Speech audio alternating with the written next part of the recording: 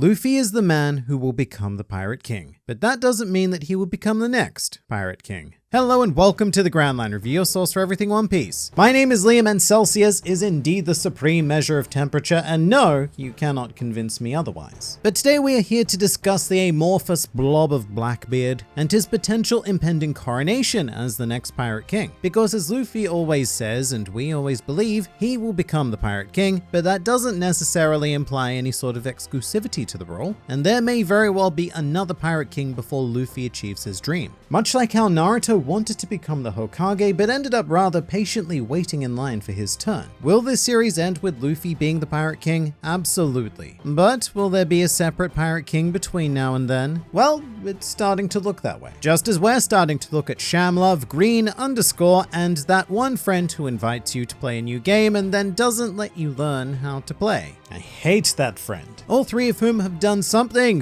very nice very recently, which was subscribe to the Grand Line Review for consistent injections of One Piece culture administered directly into their YouTube feeds. And if you want to be our next subscriber of the day, then hit the button and please do say hi in the comments below if you are a new or existing member of the Grand Fleet. Either way, welcome. But let's start with a bit of a misconception. I often see words which come together to form sentences, and those sentences sometimes say something along the lines of, Blackbeard has never said he wants to become the Pirate King. I see these words a lot, and it's very important for this discussion that we correct the record. Blackbeard has very bluntly made his Pirate King desires clear in chapter 440, however what remains unclear is his path to get there. Because Blackbeard also seems fairly clean on the classic world domination, much like a certain Rox Dizabek, but whether world domination is the means to become the Pirate King, or whether becoming Pirate King is the means to achieve world domination, much like Blackbeard's showering habits, is terrifyingly unknown. And initially I think that, there might be some mental knee-jerk reaction to the idea of anybody becoming the Pirate King except Luffy, but we do need to ask ourselves, what even is a Pirate King? When it comes down to it, the term Pirate King is simply a title invented to describe Roger's achievement. It wasn't a crown claimed by Roger himself, it was bestowed upon him by the single most powerful force in the One Piece world, a newspaper. These things legitimately have more influence in the world than any emperor, which makes the criteria for becoming the Pirate King quite stunningly arbitrary. One thing I think most people can agree on is that the next Pirate King must have been able to reach Laugh Tale, because that would be equaling Roger's achievement and therefore I suppose making them worthy of the title. But personal definitions of what it means to be the Pirate King can differ quite radically. Sure, it could be the first pirate to set foot on Laugh Tale, but many characters also see it as gathering of unmatched wealth, fame, and power. Meanwhile, in Luffy's case, he sees the Pirate King as the person who has the most freedom on the planet. And from Blackbeard's perspective, he appears to see the title implying the exact opposite. To him, the Pirate King is the person who has the most control over the world. Which I suppose is why we need to leave things to our ink and paper overlords to choose the next Pirate King. Because there's no consensus on exactly what it is. As it stands right now, we may as well have a situation where Luffy says, the Pirate King is the person who can eat the most meat. Whereas Blackbeard says, no, the Pirate King is the person who can eat the most cherry pies. To which Luffy replies, yeah? Well, in that case, the Pirate King is the person who can stretch their arms the furthest. And Blackbeard responds, nuh-uh, the Pirate King is actually the person with the most luscious chest hair. Then Luffy snaps back, then why is your stomach so hairy? Your stomach isn't a chest, you moron. Then Blackbeard, he takes a deep breath before saying, Fuck you, rubber boy. And then they do the fighting. I am near certain this is how One Piece is going to go down, just less comically and more philosophically, because right now Luffy and Blackbeard are running two entirely different races in search of the same prize. Which is why we need some sort of referee to define the rules or at least make a decision one way or another, and at this point that referee is looking suspiciously bird-like and taking the form of Big News Morgans. A flamboyant man-bird who has already stated that a member of the worst generation